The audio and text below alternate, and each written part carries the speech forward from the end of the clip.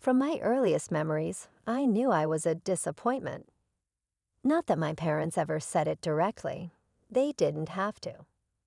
The way they looked at me when I was born, hoping for their first son, and then again when my sister Kate arrived 3 years later, told me everything I needed to know.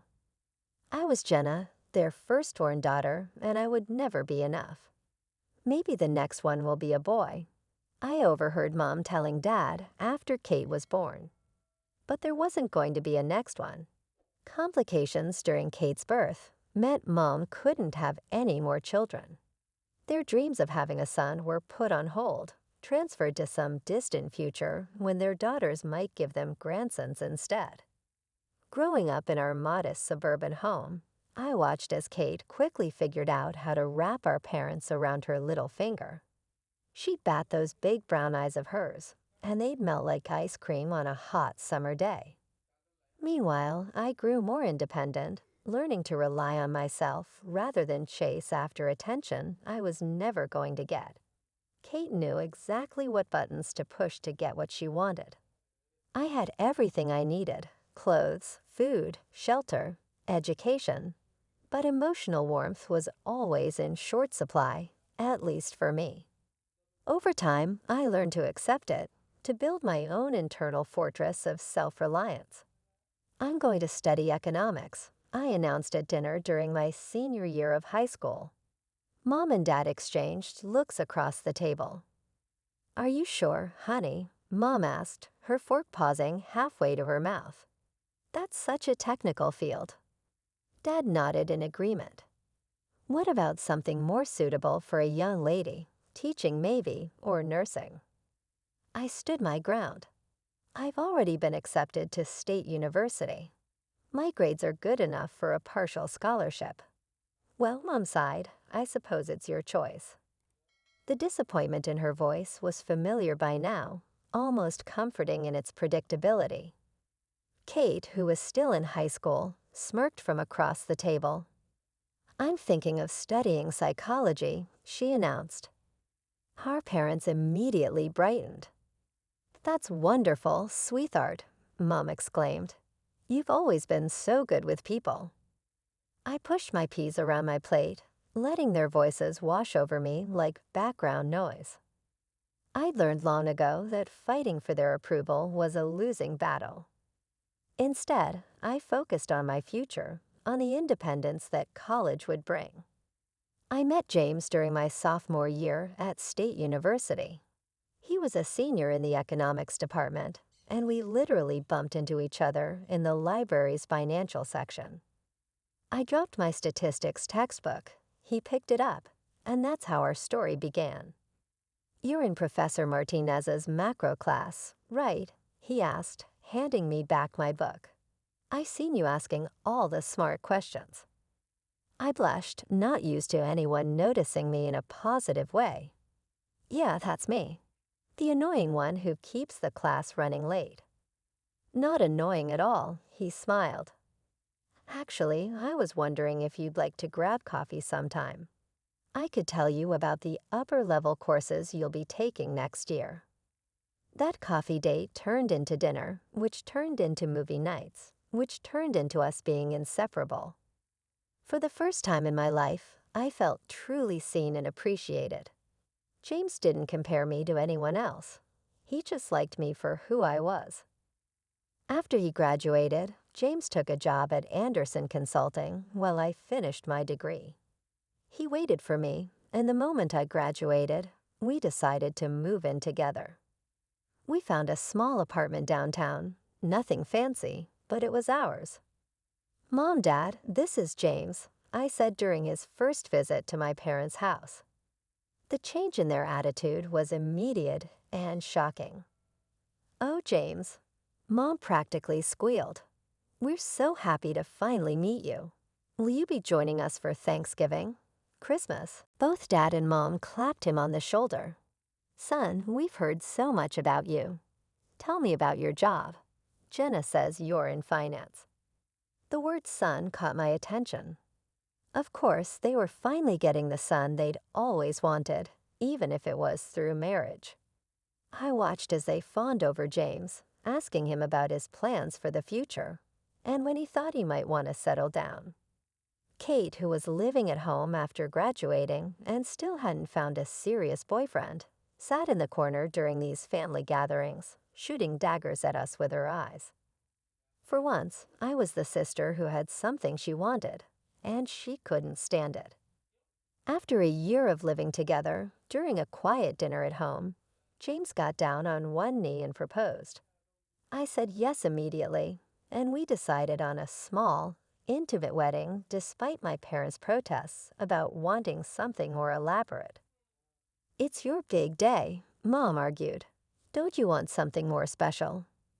"This is special," I insisted. "It's exactly what we want."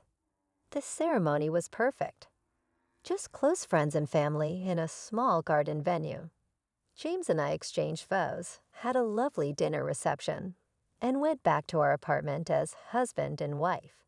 It felt right, starting our married life in the same place where we'd begun building our life together. The question started almost immediately after the honeymoon. "So when can we expect some good news?"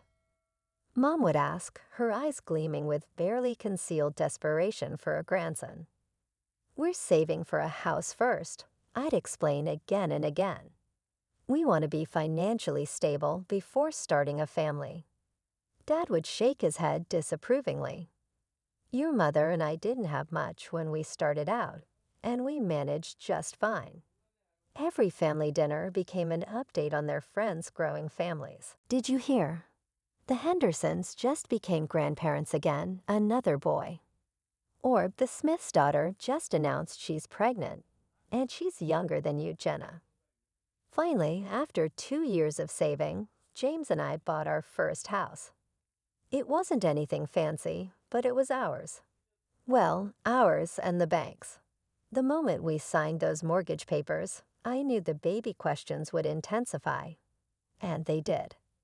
What I hadn't expected was Kate's announcement just 3 months later.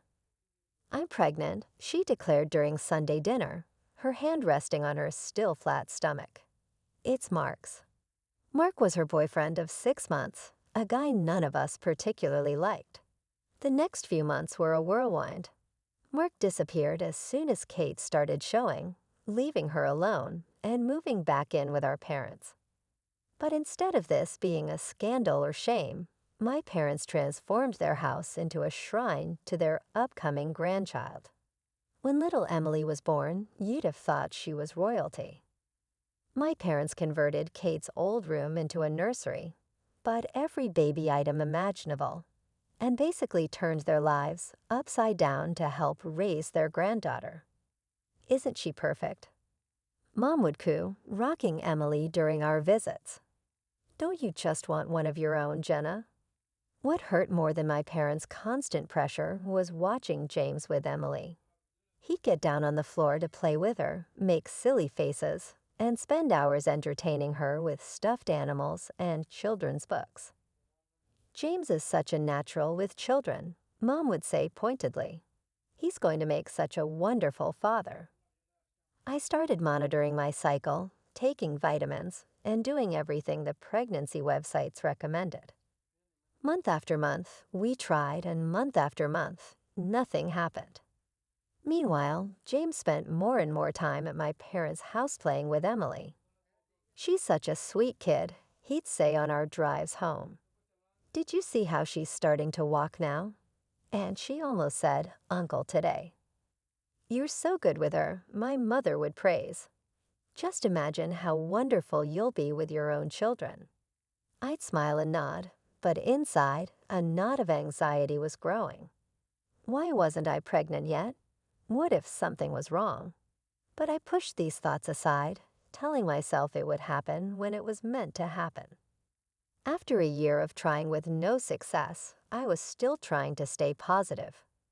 These things take time, I'd tell myself. But when Mom found out we'd been actively trying for a year, she went into full panic mode. "A whole year, Jenna? Something's wrong. You need to see a doctor immediately." She started forwarding me contact information for fertility specialists before I'd even left their house that day. Finally, to get everyone off my back, I made an appointment. James came with me, holding my hand in the sterile exam room as the doctor ran through her questions. Blood tests, ultrasounds, and more tests followed. Then came the day of the results. "I'm sorry," the doctor said gently, "but the tests indicate that you're infertile." The words hit me like a physical blow. James squeezed my hand, but I barely felt it. The doctor kept talking about options and treatments, but her voice seemed to come from very far away. That evening, James and I sat in our kitchen, barely touching our takeout dinner. "We can look into adoption or IVF," he said finally. "There are options." I nodded numbly, but the devastation felt complete. How could I face my family with this news? The answer came at the next family dinner. I decided to just get it over with, like ripping off a Band-Aid. "Mom, Dad," I said during a lull in the conversation, "I need to tell you something." I took a deep breath. "I saw a specialist, and I can't have children. I'm infertile." The silence that followed was deafening. Then Mom's face contorted with disgust. Infertile. She spat the word like it was poison. What kind of woman can't even do the one thing she's meant to do? Dad wouldn't even look at me. "An empty vessel," he muttered. "Just an empty flower." Kate sat there smirking, bouncing Emily on her knee. "Well, I guess we know who the real woman in the family is." I looked at James, desperate for support, but he just sat there, staring at his plate. The tears came then, hot and unstoppable. I pushed back from the table and ran out of the house, ignoring their calls behind me. After that night, I couldn't bring myself to go back to their house. But James kept going, spending time with Emily, chatting with Kate, listening to my parents. He'd come home full of stories. "Emily learned a new song today," he'd say. "You should have seen her dancing around the living room." Or "Kate made this amazing lasagna," he'd say. "She's really getting good at cooking." Each word felt like a knife in my heart. I'd lie awake at night, listening to James's steady breathing beside me, wondering if he resented me for not being able to give him children. The guilt ate at me constantly, made worse every time he came home from another visit to my parents' house, with that wistful look in his eyes after playing with Emily. It was a regular Tuesday when my world fell apart. I came home early from work, my arms full of Chinese takeout, James's favorite, but the house was empty and dark. His car wasn't in the driveway, which wasn't unusual, but something felt off. I called his cell, no answer. Called again, straight to voicemail. Then my phone buzzed with a notification from Instagram. Kate Thompson posted a new photo. I usually ignored her posts, but something made me click this time. My stomach dropped as the image loaded. James sitting on my parents' couch, Emily in his lap, and Kate pressed against his side, all three of them grinning at the camera. The caption read, "Family time with my favorite people." My hands were shaking as I grabbed my car keys. The rational part of my brain tried to argue that there could be an innocent explanation, but my gut knew better. The whole drive to my parents' house, my mind raced through every interaction between James and Kate over the past year, seeing them in a horrible new light.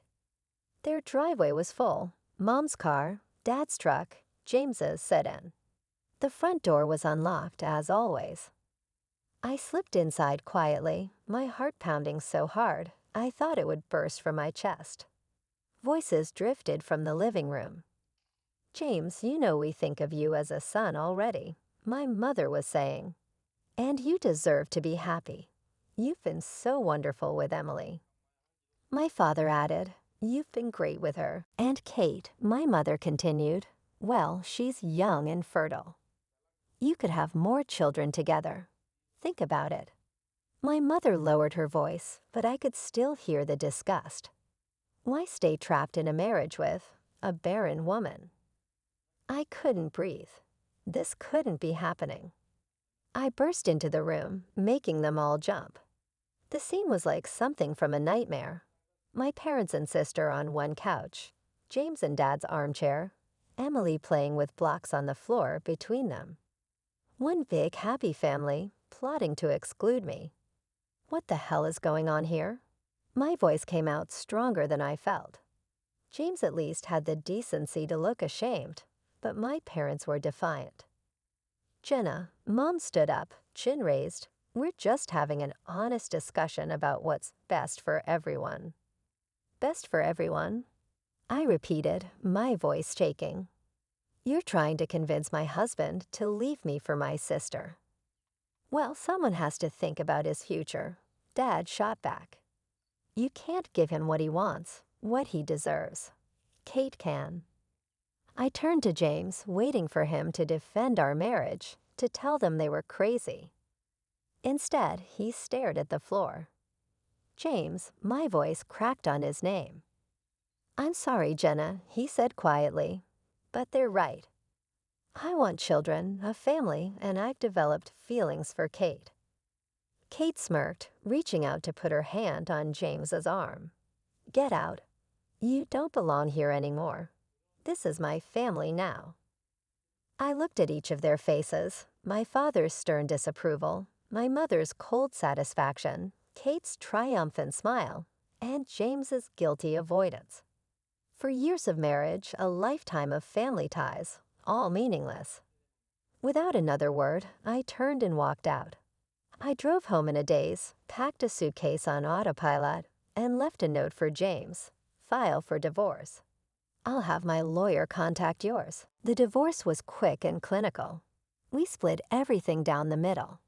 I found a small apartment across town and threw myself into my work, trying to forget. But social media had other plans. One morning, my coworker gasped at her phone during coffee break. Oh my God, Jenna, I'm so sorry. I forgot to unfollow your sister.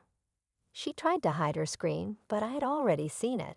Kate in a massive white dress, James in a tux, my parents beaming beside them. It's fine, I said, even though it wasn't. I hope they're very happy together.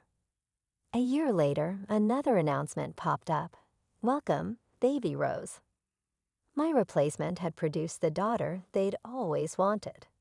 James now had his perfect little family, Emily, who he'd adopted, and his new baby with Kate. I deleted all my social media accounts that day. Life has a funny way of surprising you, though. I was shopping for groceries one Saturday when my cart collided with someone else's. I am so sorry, a deep voice said. I looked up into the kindest brown eyes I'd ever seen. I'm Michael, he said, helping me pick up my scattered items. Can I buy you coffee to apologize for being a klutz? One coffee turned into dinner. Dinner into dating, and suddenly I was falling in love again. But this time, I was honest from the start. I need to tell you something, I said one night, 6 months into our relationship. I can't have children. I'm infertile. Michael took my hands in his. Jenna, I love you. If we want kids someday, we'll adopt or we won't. I just want you. We got married in a small ceremony at the courthouse, just us and a few close friends. No family drama, no expensive dress, no expectations. Just love. A year into our marriage, I started feeling strange, nauseous in the mornings, dizzy at odd times. Michael insisted I see a doctor. Mrs. Chen, the doctor said, looking at my test results, congratulations, you're pregnant. I stared at her. That's impossible. I'm infertile. I have the tests to prove it. She smiled gently. The human body is mysterious sometimes. Despite all odds, pregnancy occurs, even in cases of diagnosed infertility. It's rare, but it happens. Michael and I cried together that night, tears of joy, of disbelief, of hope. I didn't tell my family. They'd lost the right to share in my happiness. 9 months later, I held my son in my arms minus 7 ounces, 6 ounces of perfect, beautiful boy. Michael and I named him Alexander, defender of mankind. Looking at his tiny face, I felt nothing but pure love. No bitterness, no regret, no anger. Life had settled into a beautiful rhythm. Alexander was perfect, Michael was the perfect father, and I had everything I'd ever wanted. We rarely ate out, preferring quiet family dinners at home. But that night, Michael had gotten a promotion, so we decided to celebrate at Lamb's Own, an upscale French restaurant downtown. That's when I saw them. At first, I thought I was imagining things. But no, there was Kate, my sister, locked in an intimate embrace with a man who definitely wasn't James. They were tucked away in a corner booth, but not well enough hidden. She was running her fingers through his hair, kissing him deeply, completely oblivious to the world around them. My hand shook as I pulled out my phone and discreetly took several photos. The lighting was dim, but the pictures were clear enough. There was no mistaking what was happening. "Jenna," Michael touched my arm. "Are you okay? You've gone pale." I showed him the photos. That's Kate with someone who isn't her husband. Michael's jaw tightened. He knew our whole history, knew what Kate and James had done to me. "Are you going to send those to him?" My finger hovered over the send button. It would be so easy, one click, and I could blow up their perfect little family, just like they'd blown up mine. But no, I said finally, saving the photos to a secure folder. I'm better than them. A year passed. Alexander was growing into a brilliant, beautiful little boy with Michael's kind eyes and my stubborn chin. We were visiting a friend who lived in my old neighborhood, something I rarely did, and decided to take advantage of the nice weather by walking to a nearby park. That's when it happened. Just our luck. As we rounded the corner by the local supermarket, there they were, Mom, Dad, Kate, and James, loading groceries into their car. They saw us at the same moment we saw them. Their initial reaction was to turn away, noses in the air, pretending we were strangers. But then their eyes fell on Alexander, who was holding my hand and chattering away about the toy truck he'd brought to play with at the park. Mom stopped dead in her tracks. Who is this? I could have ignored them. I should have probably. But something made me stop. This is my son, Alexander. My voice was steady, calm. Kate let out a harsh laugh. "Oh, please, we all know you can't have children. Which agency did you adopt him from?" I looked her straight in the eye, enjoying the moment. I gave birth to him 3 years ago. No adoption agency involved. "That's impossible," Mom sputtered. The doctors were wrong. I cut her off. "It happens sometimes. Rare, but it happens. And here's the proof." I gestured to Alexander, who was watching the strangers curiously. Dad's eyes went wide. "A grandson. We have a grandson." They moved toward us, then Mom's arms outstretched like she had every right in the world to embrace my child. I stepped in front of Alexander protectively. "No," I said firmly. "You don't get to do this. You don't get to throw me away like garbage and then claim my son as your grandson. You lost that privilege when you betrayed me." Kate's face had turned an ugly shade of red as she watched our parents' attention focus on my son. She'd always been the favorite after I was cast aside, and she couldn't stand seeing that shift. "Oh, get over yourself, Jenna," she spat. "So you managed to pop out one kid. Big deal. I still won in the end. I got your husband. I gave him a real family, 2 beautiful daughters.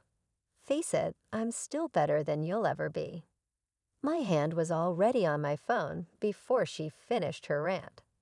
"Speaking of family, Kate, why don't you tell everyone about your extracurricular activities?" "What are you talking about?" James asked, his eyes narrowing. I pulled up the photos from the restaurant and held out my phone. Here's your loving wife having dinner with someone else. Though I have to say, Kate, most people don't eat their dinner companion's face. The color drained from Kate's face as James snatched the phone from my hand. Mom and Dad crowded around to look, their mouths falling open in shock. "Who is he?" James demanded, his voice shaking with rage. Kate stammered, he's just a friend from work." "Friends don't kiss like that," I observed coolly. "And they certainly don't meet in dark corners of expensive restaurants while their spouses are at home with the kids." "Kate, how could you?" Mom gasped. "After everything." I couldn't help but laugh. "After you helped her steal my husband, after you threw me away because you thought I couldn't have children. Karma's quite something, isn't it?" James and Kate were now screaming at each other right there in the parking lot. "Come on, sweetie," I said to Alexander, taking his hand. "Time to go home." We left them to their chaos, my son chattering happily about the park we were heading to, completely oblivious to the nuclear explosion we'd just walked away from. A month later, the community grapevine brought me the rest of the story. James, suspicious after discovering Kate's affair, had gotten himself tested. It turned out he was the one who was infertile, had been all along, which meant baby Rose, the daughter Kate claimed was his, couldn't possibly be. He left her immediately, refusing to pay support for either Rose or Emily. Kate moved back in with our parents, her perfect life in shambles. They all tried reaching out to me after that, calls, emails, even showing up at our house unannounced. "Please, Jenna," Mom begged through the door. "We made a terrible mistake. Let us be part of Alexander's life. He's our only grandson."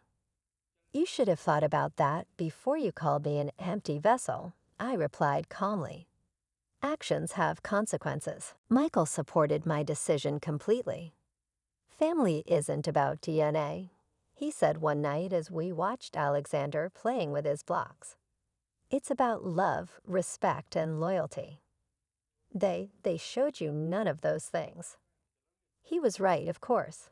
Looking at my little family now, my wonderful husband, who loved me regardless of whether I could have children, my miracle son who proved all the doctors wrong, our home filled with laughter and joy, I knew I had everything I needed.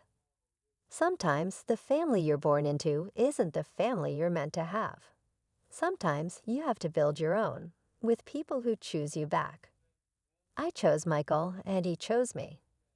We chose Alexander, and he chose us right back, with his first smile, his first word, his first steps. That's what real family means, and I wouldn't have it any other way.